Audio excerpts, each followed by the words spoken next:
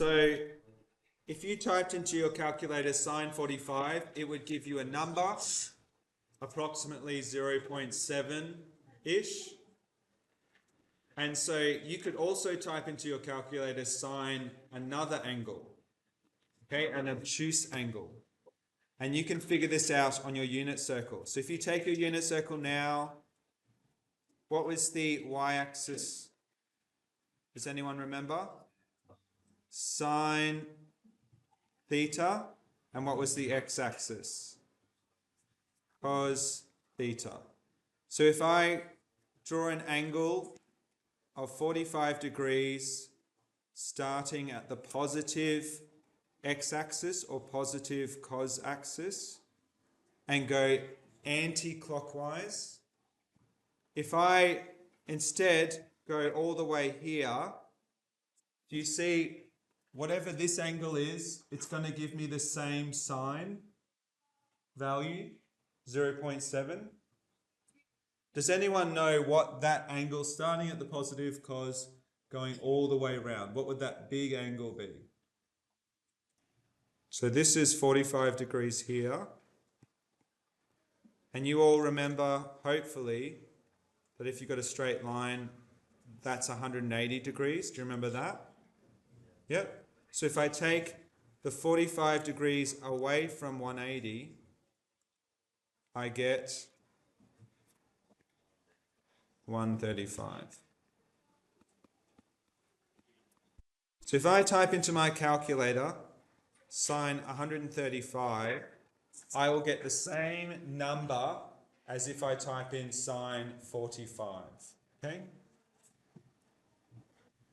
They're both equal to, if you look at the y-axis, they're both equal to approximately 0.7.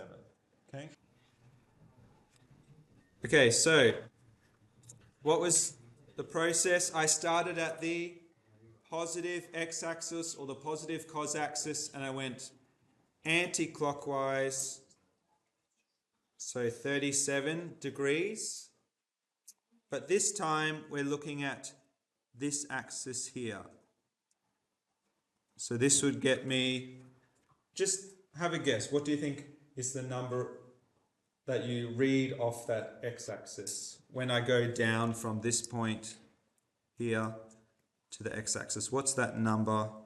If this is 1 over here, this is 0, what's that number there approximately? 0 point, something like that, right?